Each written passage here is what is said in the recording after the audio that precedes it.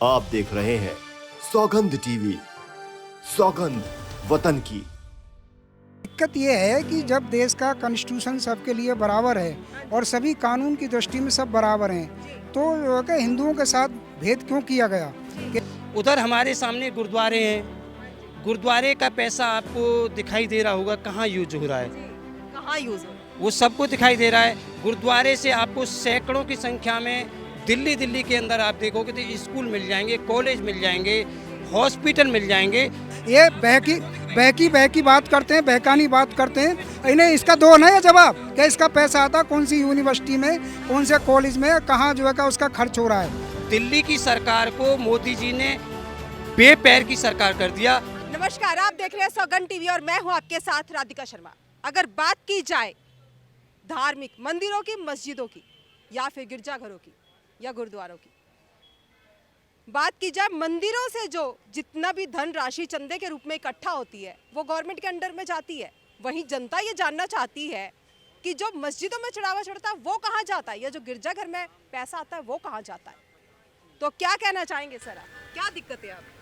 दिक्कत ये है कि जब देश का कॉन्स्टिट्यूशन सबके लिए बराबर है और सभी कानून की दृष्टि में सब बराबर हैं, तो क्या हिंदुओं के साथ भेद क्यों किया गया? केवल हिंदू को ही आर्टिकल जो है ये संविधान में जोड़ दिया गया 38 से कि जो हिंदुओं के बड़े बड़े मंदिर हैं उनका जो पैसा आएगा वो सरकारी नियंत्रण में होगा, वो भारत सरकार अपने अंडर में ले लेगी। जबकि मुस्लिम या ईसाइयों को इससे जो है अलग रख दिया गया कि जो है का वो अपने समाज पे खर्च कर सकते हैं, परंतु हिंदू समाज अपना पैसा जो मंदिरों का आएगा वो अपने समाज पे खर्च नहीं कर सकता।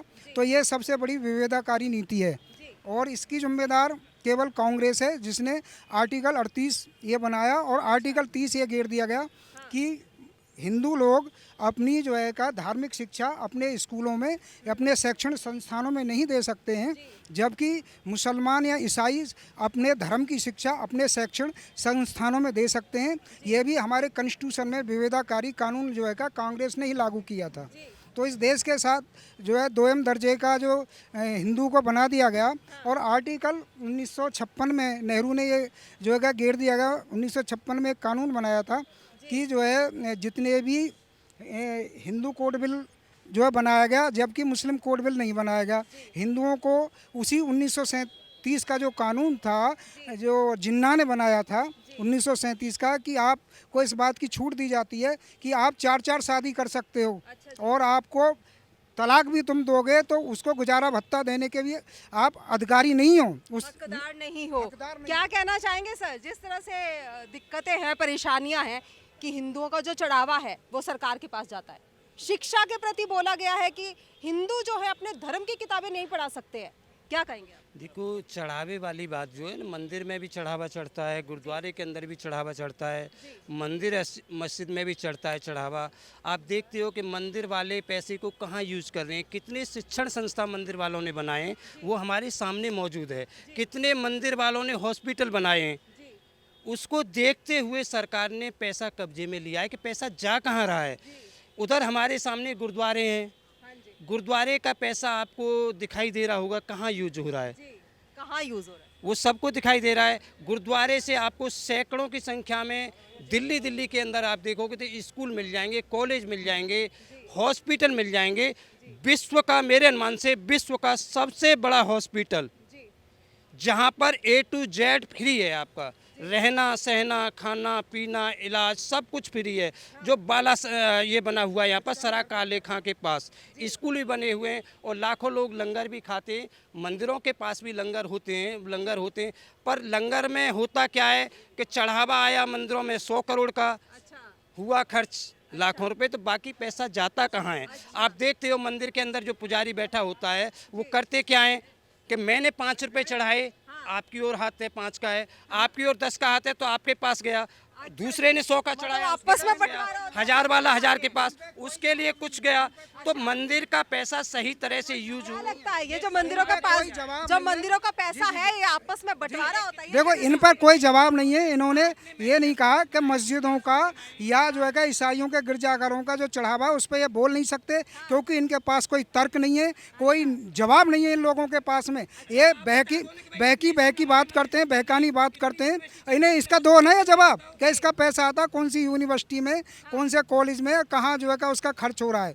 और सुनो एक मिनट, और ये देखो कि उनमें जो एजुकेशन है, हमारा जो एजुकेशन सिस्टम है, आपको और मैं बताऊं, इन श्रीमान जी को तो पता नहीं है कि 2008, अरे सुन लो, 2008 जो राइट टू एजुकेशन एक्ट है वो 2008 में जो है का मदरसों से ख़त्म कर दिया गया है। मदरसों पर 2008 का right to education IT act बोलते हैं जिसे, वो लागू नहीं है, जबकि हर शिक्षण संस्थानों पर लागू है। इनसे बात करो कि मदरसों को क्या कहना चाहेंगे? अरे एक दो स्कूल का नाम बता दो जिसमें हम भी अपने बच्चे का एडमिशन करा लें, कॉलेज का एडमिशन करा लें। एक जिस मंदिर में का इनका कहना है। जहाँ शिक्षा पे यूज हो रहा है, स्वास्थ्य पे यूज हो रहा है, उस शिक्षा का, स्वास्थ्य का आप नाम बता दो। दिल्ली के अंदर ही बता दो, बाहर नहीं। हम वहाँ अपने बच्चे का एडमिशन करा लेंगे, बच्चे का इलाज करा लेंगे, अपना इलाज करा लेंगे। जिस बताओ तरह दिल्ली से का इन्होंने यूज हो साथ रहा है। साथ में ये बोला, जिन्ना ने जो एक्ट लगाया था उसमें अब 4 शादियां कर सकते हैं, मुसलमानों को भी प्रावधान क्यों मिल रहा है?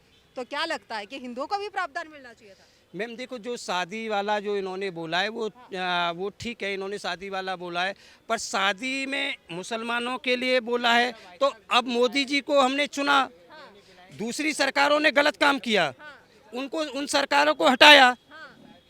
दूसरी सरकारों ने गलत काम किया, भ्रष्टाचार किया, लूटा, हिंदुओं पे गलत धारा एक्ट वगैरह कानून बना, मुझे नहीं ज़्यादा जानकारी, इन्होंने बोला।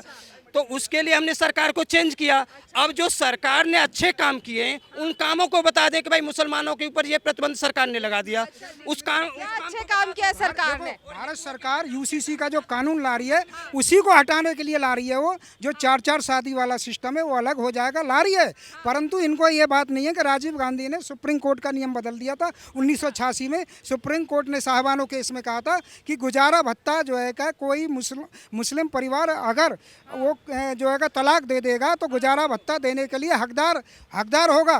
तो राजीव गांधी ने जो है कट्टरपंथियों के सामने घुटने टेक दिए थे और सुप्रीम कोर्ट का वो कानून भी बदल दिया था और उनको गुजारा भत्ता देने के लिए जो है बाध्य नहीं है, ये किया गया था। ये राजीव गांधी ने करवाया था, जबकि सुप्रीम कोर्ट ने लागू किया था कि यदि कोई मुस्लिम महिला को तलाक दे देता है तो उसे गुजारा भत्ता देने का हकदार होगा।